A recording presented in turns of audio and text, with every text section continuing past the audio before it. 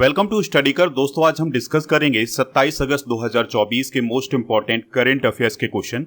तो आप इस पूरे लेक्चर को बहुत ही ध्यान से लास्ट तक जरूर देखिएगा। पहला और इंपॉर्टेंट क्वेश्चन आपसे पूछा जा रहा है, केंद्र शासित प्रदेश लद्दाख में कितने नए जिले बनाने की घोषणा की गई है? आंसर हो जाएगा 5, यानी लद्दाख में अब 5 और नए जिले बनाए जाएंगे। तो अभी केंद्रीय गृह मंत्री अमित शाह ने केंद्र शासित प्रदेश लद्दाख में 5 नए जिले बनाने की घोषणा की है। उन जिलों के नाम क्या हैं? जांस्कर, द्रास, साम, नुब्रा और चांगथांग। तो ये 5 नए जिले बनाए जाएंगे लद्दाख में। दोस्तों ये जो नए जिले बनाए गए हैं इनके साथ अब लद्दाख में 7 जिले हो गए हैं, क्योंकि लद्दाख में पहले से 2 जिले थे। वो कौन कौन से थे? लेह और कारगिल। तो इस प्रकार से अब लद्दाख में जिलों की संख्या बढ़कर के 7 हो गई है। आप सभी को पता होगा कि 5 अगस्त 2019 को जम्मू और कश्मीर को 2 केंद्र शासित प्रदेशों में बदला गया था। एक बना जम्मू कश्मीर, दूसरा बना लद्दाख, और आर्टिकल 370 को निरस्त भी किया गया था। यहाँ पर आप लद्दाख में बनाए गए 5 नए जिलों के नाम देख सकते हैं, इनको नोट भी कर सकते हैं। लद्दाख के बारे में बेसिक जानकारी डिस्कस करते हैं। उससे पहले आप ये मैप देखिएगा।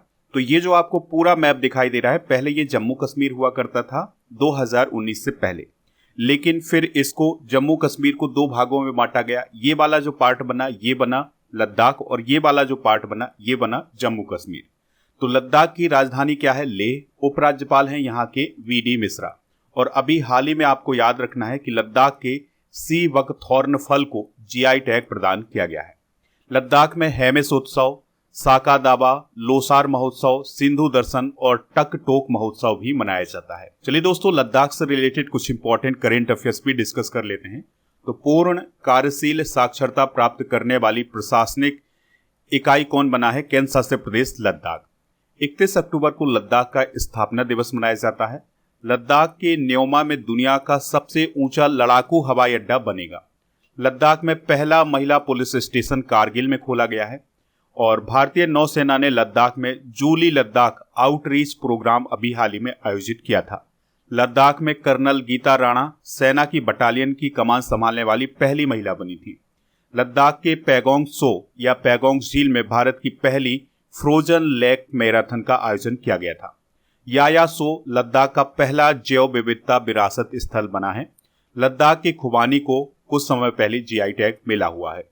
तो ये लद्दाख से रिलेटेड करंट अफेयर्स है, इसे आप नोट कर लें। एग्जाम की दृष्टि से ये काफी इंपॉर्टेंट है। आप इस पूरे लेक्चर को बहुत ही ध्यान से लास्ट तक देखिएगा।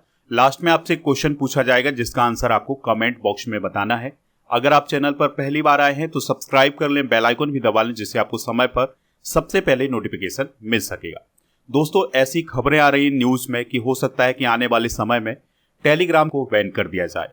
तो उसके लिए आपके लिए एक विकल्प होगा हमारा व्हाट्सएप चैनल। तो हमारे व्हाट्सएप चैनल को आप ज्वाइन कर लीजिएगा। इसका लिंक डिस्क्रिप्शन बॉक्स में दिया गया है, तो वहां से आप इसको ज्वाइन कर सकते हैं। इसके अलावा इंस्टाग्राम पेज को भी फॉलो कर सकते हैं और ऐप को डाउनलोड कर लीजिएगा। ऐप का लिंक डिस्क्रिप्शन बॉक्स में दिया गया है। तो स्टडी कर का ऐप आपको प्ले स्टोर पर भी मिल जाएगा, तो सर्च करके भी आप डाउनलोड कर सकते हैं। ऐप पर आपको paid course, e book, test series, daily current affairs की पीडीएफ और क्लास नोट और टेस्ट पास मिल जाएगा। दोस्तों टेस्ट पास में क्या होगा? भारत में जितने भी कॉम्पिटिटिव एग्जाम आयोजित किए जाते हैं उन सभी के लिए टेस्ट मिल जाएगा। इस टेस्ट की वैलिडिटी होगी 1 वर्ष की। तो टेस्ट पास में आपको 3000 से अधिक टेस्ट मिल जाएंगे। तो टेस्ट पास को प्राप्त करने के लिए ऐप को डाउनलोड करें, लिंक इसका डिस्क्रिप्शन बॉक्स में दिया गया है। अगला क्वेश्चन आपसे पूछा जा रहा है, तेगबीर सिंह का संबंध किस राज्य से है जो माउंट किलिमंजारो पर चढ़ने वाले एशिया के सबसे कम उम्र के बच्चे बने हैं? आंसर हो जाएगा पंजाब। तो पंजाब के रहने वाले हैं तेगबीर सिंह। तो उन्होंने अभी हाल ही में माउंट किलिमंजारो पर चढ़ाई पूरी की है। इस प्रकार से वो एशिया के सबसे कम उम्र के बच्चे बने हैं जिसने किलिमंजारो पर फतह हासिल की है। तो पंजाब के रोपड़ से संबंध है तेगबीर सिंह का। दोस्तों तेगबीर सिंह से पहले सर्बिया के ओगन जैन जिवकोविच भी 5 साल की उम्र में माउंट किलिमंजारो पर पहुंचे थे। तो इस प्रकार से तेगबीर सिंह ने ओगन जैन का विश्व रिकॉर्ड बराबर कर लिया है। माउंट किलिमंजारो की बात करें तो यह अफ्रीका महाद्वीप की सबसे ऊंची चोटी है। जैसे एशिया महाद्वीप की सबसे ऊंची चोटी माउंट एवरेस्ट है, उसी प्रकार से अफ्रीका महाद्वीप की सबसे ऊंची चोटी कौन है? Mount Kilimanjaro. ये किस देश में है? तो ये तंजानिया देश में है। माउंट किलिमंजारो की ऊंचाई कितनी है? 5895 मीटर। यानी 19,340 फीट। दोस्तों सभी महाद्वीपों की सर्वोच्च चोटियां डिस्कस करते हैं। जैसे एशिया की सर्वोच्च चोटी है माउंट एवरेस्ट, इसकी ऊंचाई है 8,848 मीटर। यूरोप की सबसे ऊंची चोटी है माउंट एल्ब्रुस, इसकी ऊंचाई है 5,642 मीटर। उत्तरी अमेरिका की सबसे ऊंची चोटी है माउंट मैकिनले, इसकी ऊंचाई है 6,190 मीटर। दक्षिण अमेरिका की सबसे ऊंची चोटी है माउंट एकांगुआ, इसकी ऊंचाई है 6,961 मीटर। और अफ्रीका की सबसे ऊंची चोटी है माउंट किलिमंजारो, इसकी ऊंचाई है 5,895 मीटर। दोस्तों ऑस्ट्रेलिया महाद्वीप की सबसे ऊंची चोटी है माउंट कोसियुजको, जिसकी ऊंचाई है 2,228 मीटर।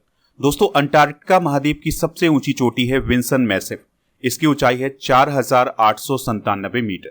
तो ये सभी फैक्ट आप नोट कर लें। चलिए कुछ इंपॉर्टेंट करंट अफेयर्स डिस्कस करते हैं। तो नेपाल के कामेरीता शेरपा 30 बार माउंट एवरेस्ट पर चढ़ाई पूरी करने वाले पहले व्यक्ति हैं। यहां पर आप उन्हें देख सकते हैं। नेपाल की पूर्णिमा श्रेष्ठ एक ही सीजन में 3 बार माउंट एवरेस्ट पर चढ़ने वाली दुनिया की पहली महिला है। मुथबिज सेल्वी माउंट एवरेस्ट पर चढ़ने वाली तमिलनाडु की पहली महिला है। स्कॉल जेंग रिगजिन अन्नपूर्णा चोटी पर चढ़ने वाले पहले भारतीय हैं। प्रियंका मोहिते 8,000 मीटर से ऊपर की 5 चोटियों पर चढ़ने वाली पहली भारतीय महिला हैं। ज्योति रात्रे जिनकी उम्र है 55 वर्ष, इनका संबंध भोपाल से है। तो ये माउंट एवरेस्ट फतह करने वाली भारत की सबसे उम्रदराज महिला हैं। नेक्स्ट क्वेश्चन है एशियाई महिला अंडर 15 बैडमिंटन चैंपियनशिप खिताब जीतने वाली भारत की तीसरी महिला खिलाड़ी कौन बनी है? तो उनका नाम है तन्वी पत्री।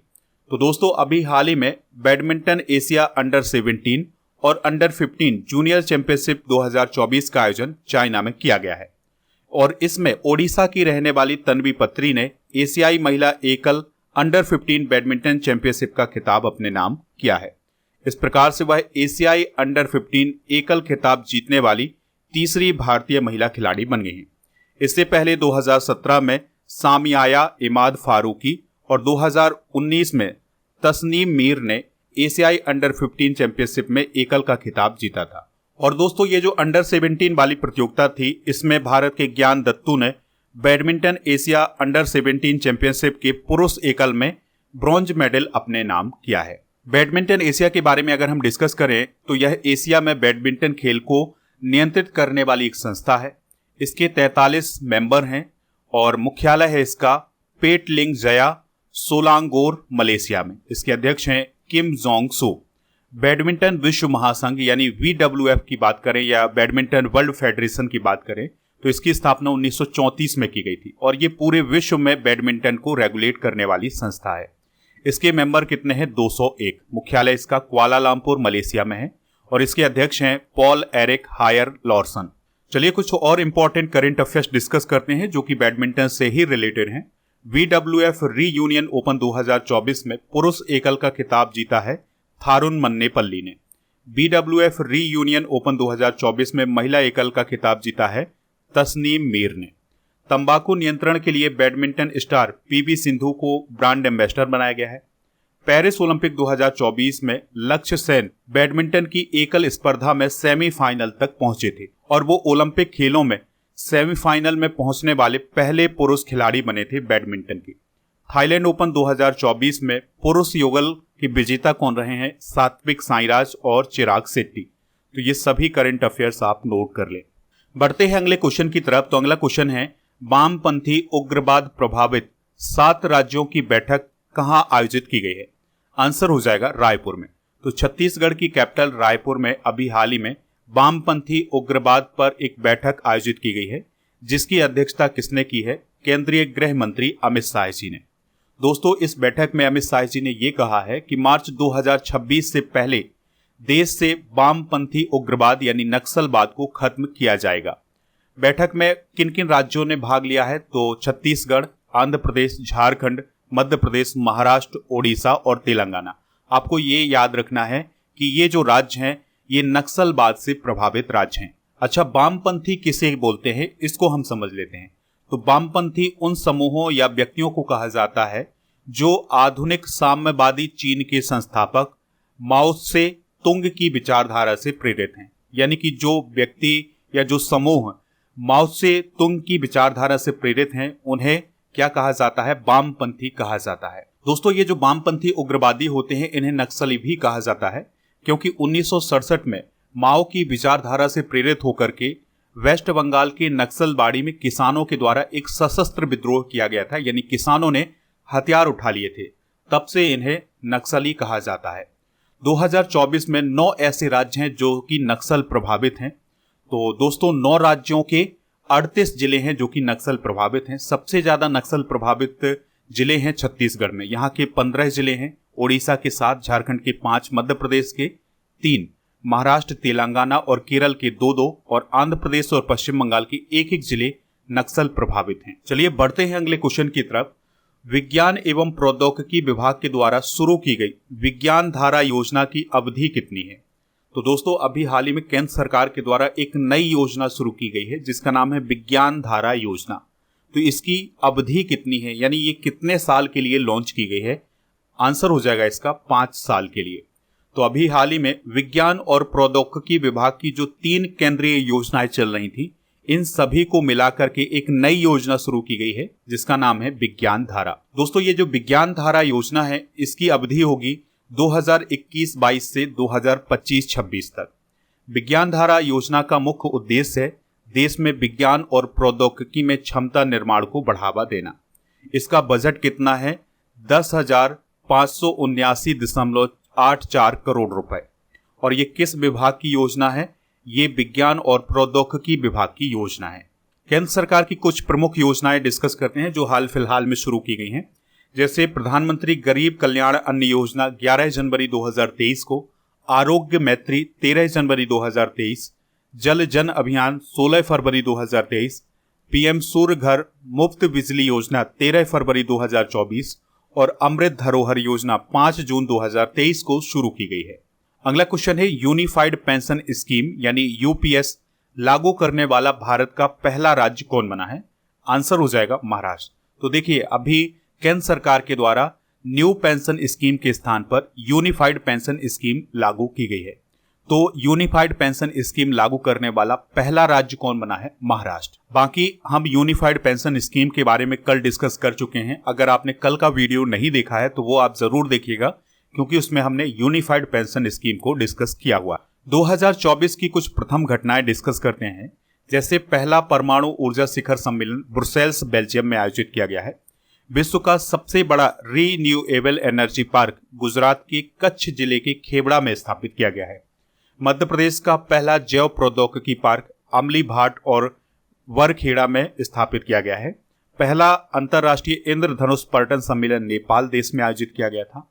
भारत का पहला green hydrogen pilot project Himachal Pradesh के झाकड़ी में शुरू किया गया है। उत्तर प्रदेश का पहला glass sky walk bridge Chitrakoot में स्थापित किया गया है। राजस्थान का पहला स्नैक पार्क कोटा में स्थापित किया गया है। और मेनिनजाइटिस के लिए टीका लगाने वाला पहला देश कौन बना है? नाइजीरिया। अगला क्वेश्चन है नेस्कॉम के अध्यक्ष के रूप में किसे नियुक्त किया गया है? आंसर हो जाएगा सिंधु गंगाधरन, यानी national association of software and service companies के नए अध्यक्ष के रूप में सिंधु गंगाधरन को नियुक्त किया गया है। देखिए 2-3 दिन पहले हमने करंट अफेयर्स में पढ़ा था कि जो राजेश नाम्बियार हैं उन्हें नेस्कॉम का मनोनीत अध्यक्ष बनाया गया है, लेकिन अब राजेश नाम्बियार के स्थान पर सिंधु गंगाधरन को तत्काल प्रभाव से नेस्कॉम का चेयरपर्सन नियुक्त किया गया है। दोस्तों जो सिंधु गंगाधरन है वो SAP लैब्स इंडिया की MD हैं, इस बात को भी आप याद रखिएगा। नेस्कॉम के बारे में बात करें तो इसका फुल फॉर्म क्या होता है? National association of software and services companies. इसकी स्थापना कब हुई थी? 1988 में। इसके मेंबर हैं 3000 से अधिक कंपनियां जो कि सॉफ्टवेयर और उसकी सर्विस से जुड़ी हुई कंपनियां हैं। इसके संस्थापक हैं नंदन नीलेकड़ी और देबांग मेहता। मुख्यालय इसका नोएडा और नई दिल्ली में। तो जो टेक्नोलॉजी से जुड़ी हुई कंपनियां हैं वो इसकी मेंबर होती हैं।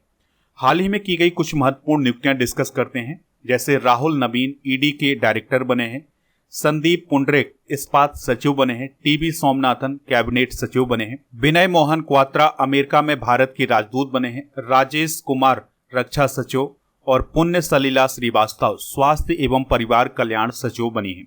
दीप्ति उमाशंकर भारत के राष्ट्रपति के विशेष कर्तव्य अधिकारी बने हैं। टीबी रविचंद्रन डिप्टी NSA बने हैं और विक्रम मिश्री देश के नए विदेश सचिव बने हैं। अगला क्वेश्चन है, श्री कृष्ण गमन पथ का निर्माण किस राज्य में किया जाएगा? आंसर हो जाएगा मध्य प्रदेश और राजस्थान।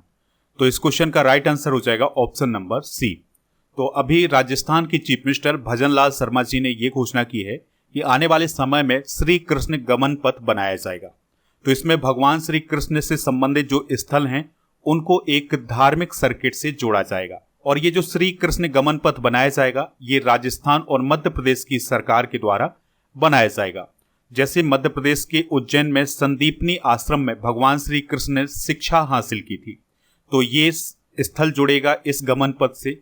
जानापाव जो कि मध्य प्रदेश में है, वहां पर भगवान परशुराम ने उन्हें सुदर्शन चक्र दिया था। और मध्य प्रदेश के पास अमझेरा में भगवान का रुक्मणी हरण को लेकर के युद्ध हुआ था। तो ये सभी स्थल जोड़े जाएंगे। यहाँ पर आप मैप देख सकते हैं श्री कृष्ण गमन पथ का।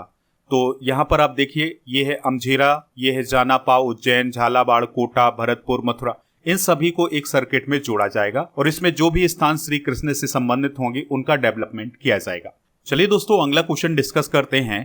तो क्वेश्चन क्या है, भारत की पहली स्वदेशी रूप से डेवलप की गई मंकी पॉक्स RT-PCR किट किसने लॉन्च की है? मेडटेक जॉन ने। तो मेडटेक जॉन कंपनी ने मंकी पॉक्स के लिए एक RT-PCR किट को लॉन्च किया है। दोस्तों, RT-PCR किट क्या होती है? तो RT-PCR किट में किसी भी वायरस का पता लग सकता है। यानी कि जैसे कोरोना वायरस के लिए भी RT-PCR किट बनाई गई थी, तो उसमें कोरोना वायरस का पता लग सकता था। इसी प्रकार से अब मंकी पॉक्स के लिए भी एक RT-PCR किट बनाई गई है मेडटेक कंपनी के द्वारा। दोस्तों, RT-PCR किट के माध्यम से वायरस की जो आनुवांशिक सामग्री है उसका पता लग सकता है और उसका परीक्षण इसमें किया जाता है। बात करते हैं आंध्र प्रदेश मेडटेक जोन की। तो यह मेडिकल टेक्नोलॉजी पार्क है और यह विशाखापत्तनम के नादुपुरु गांव में स्थित है और इसकी स्थापना 2016 में की गई थी। यानी यह मेडिकल से जुड़ी हुई एक संस्था है। दोस्तों, मंकी पॉक्स की अगर हम बात करें तो यह चेचक जैसी एक वायरल बीमारी है। इसे एमपॉक्स के नाम से भी जाना जाता है।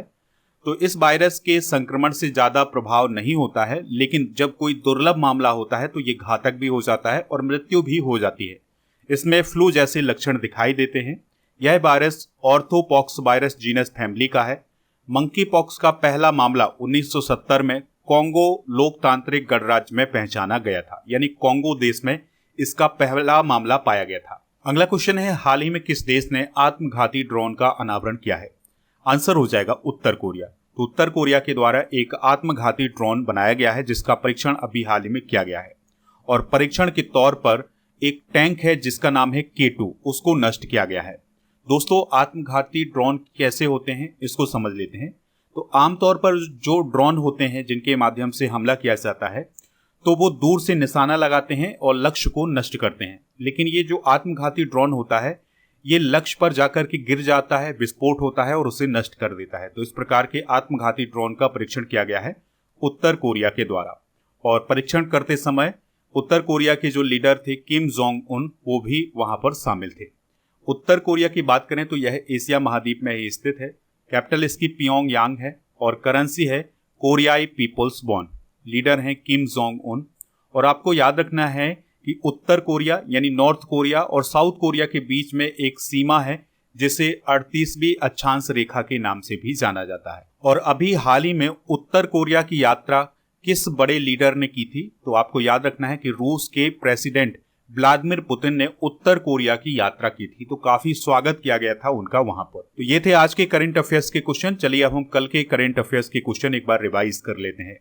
तो क्वेश्चन क्या है कल का? यूनिफाइड पेंशन स्कीम कब से लागू की जाएगी? 1 अप्रैल 2025 से।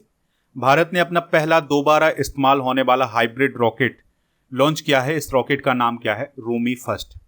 क्रिकेटर शिखर धवन ने संन्यास ले लिया है। उन्होंने भारत के लिए कितने वनडे मैच खेले हैं? 167। सुभद्रा योजना किस राज्य में शुरू की गई है? ओडिशा में। NCERT और शिक्षा मंत्रालय ने कौन सी ई मैगजीन लॉन्च की है? सपनों की उड़ान। भारत ने किस देश को 10 भीष्म क्यूब्स प्रदान किए हैं? यूक्रेन। आदिवासी ज्ञान केंद्र कानू किस राज्य में स्थापित किया गया है? कर्नाटक में। दीनदयाल स्पर्श योजना केंद्र सरकार की किस विभाग के द्वारा शुरू की गई है? डाक विभाग के द्वारा। लखपति दीदी सम्मेलन कहाँ आयोजित किया गया है? जलगांव, महाराष्ट्र में। आशा शर्मा का निधन हो गया है, वह कौन थी? तो वह एक एक्ट्रेस थी। आज के जनरल नॉलेज के पिटारे में हम भारतीय संविधान के भाग डिस्कस करेंगे। जैसे भाग 1 में संघ और उसके क्षेत्र का वर्णन है, भाग 2 में नागरिकता का वर्णन है, भाग 3 में मूलभूत अधिकार बताए गए हैं जो कि अनुच्छेद 12 से 35 तक हैं। भाग 4 में राज्य के नीति निर्देशक तत्व बताए गए हैं जिनका वर्णन अनुच्छेद 36 से 51 तक किया गया है। और भाग 4A में मूल कर्तव्य बताए गए हैं जिसका वर्णन अनुच्छेद 51A में किया गया है। भाग 5 में संघ का वर्णन है जिसका वर्णन है अनुच्छेद 52 से 151 तक। अनुच्छेद 6 में राज्य का वर्णन किया गया है जिसका वर्णन अनुच्छेद 152 से 237 तक किया गया है। दोस्तों, भाग 7 संविधान संशोधन अधिनियम 1956 के द्वारा निर्देशित किया गया है। और भाग 8 संघ राज्य क्षेत्र से संबंधित है जिसका वर्णन अनुच्छेद 339 से 342 तक किया गया है। इसका अगला पार्ट हम कल डिस्कस करेंगे।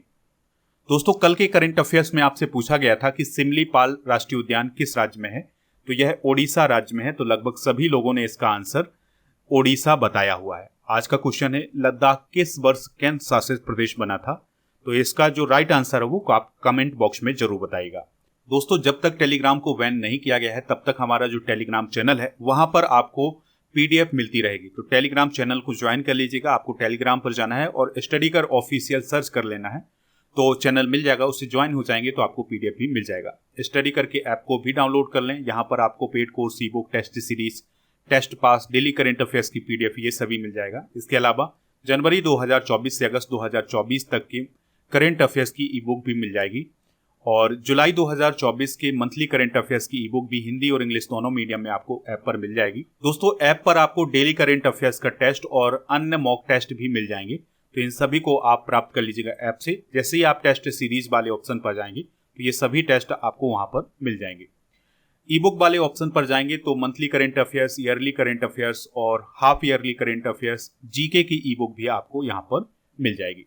आप हमारे व्हाट्सएप चैनल और इंस्टाग्राम पेज को भी फॉलो कर सकते हैं। इन सभी का लिंक डिस्क्रिप्शन बॉक्स में दिया गया है।